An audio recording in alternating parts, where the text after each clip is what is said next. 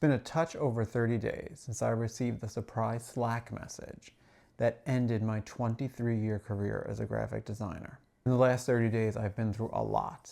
So I want to talk to you about the emotional, financial, and job hunting experience that I've gone through these 30 days. I'm also going to tell you the one thing that I wish I had done differently. Welcome back to my channel. I hope everyone is doing well.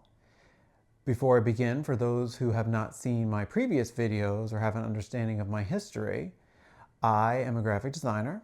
I have been a graphic designer for 23 years. It was my college degree, and the job that I got as a college internship turned into a full-time career. And I worked there for 23 years, and then I was laid off unexpectedly on a Thursday. I got a Slack message at 9 a.m. from HR saying she wanted to meet with me, and I knew my time was up. So in this video, I want to talk about three main things that I've gone through. First is the money part of the problem. The second is finding a new job. And the third is the emotional whirlwind that I've been through. So the job hunt. It has gone pretty poorly, if I'm being honest. I wasn't expecting it to be terrific because I'd been reading a lot on Reddit.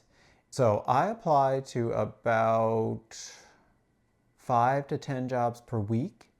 I try to be selective and look for stuff within my skill set, with a good pay rate comparable to what I was receiving, and also fully remote. The difficulty is that finding 100% fully remote work in 2026 is not as easy as it was a few years ago.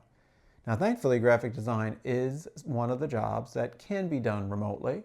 So I have found some remote jobs. Salary-wise, with 23 years of experience, I'm trying to get at least as much as I was making, if not more.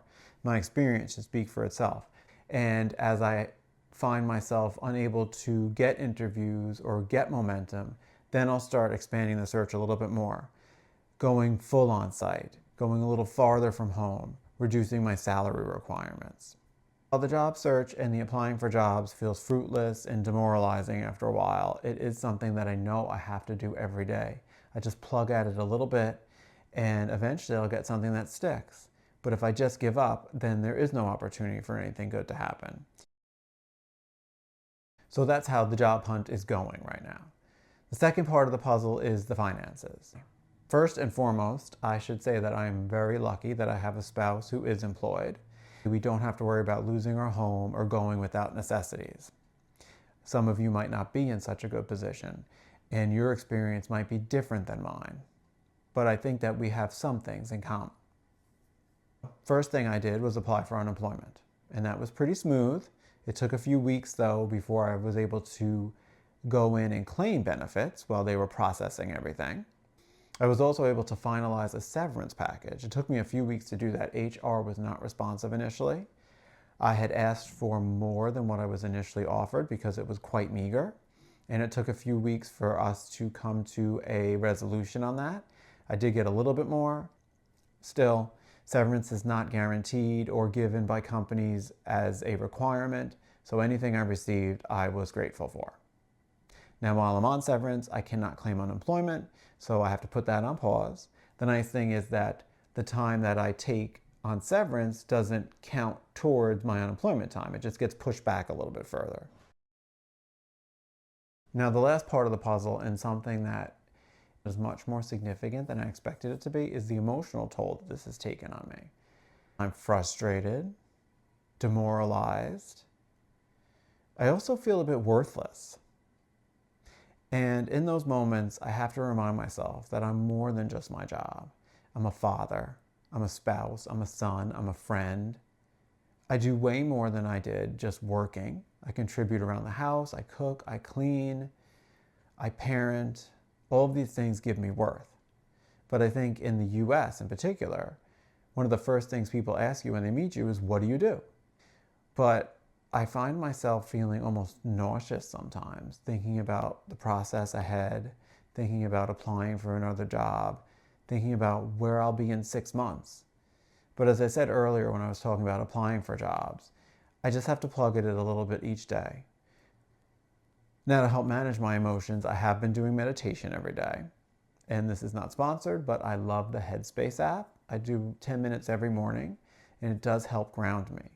And the nice thing too is that I've been able to take some of the skills I've learned in the app and take little meditation breaks throughout the day, just randomly, whenever I'm feeling overwhelmed. I don't need the app, but I can center myself and bring myself into my breathing, which really helps to calm me down.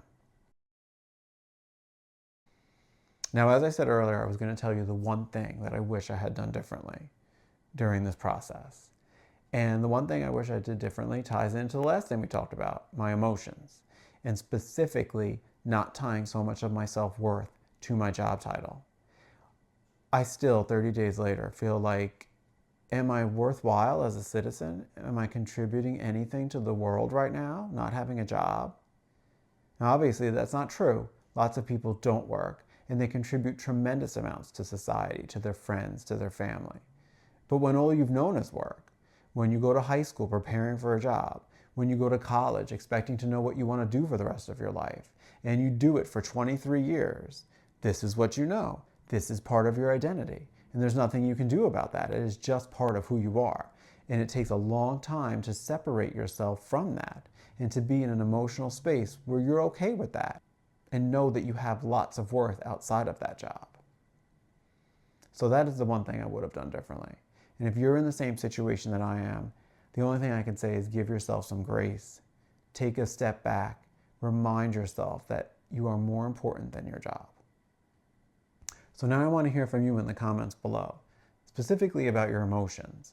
How has a layoff affected you emotionally? Did it end up being way more intense than you expected it to be? If you found this video helpful, please like and subscribe. It helps me to know that what I'm doing here is beneficial, and then other people can see this content as well. All in all, being laid off is painful. It's painful to your bank account, obviously. But one thing that you might not expect is how painful it is to your emotional state. Take it one day at a time, hang in there, and keep trying. It can feel fruitless, but don't give up.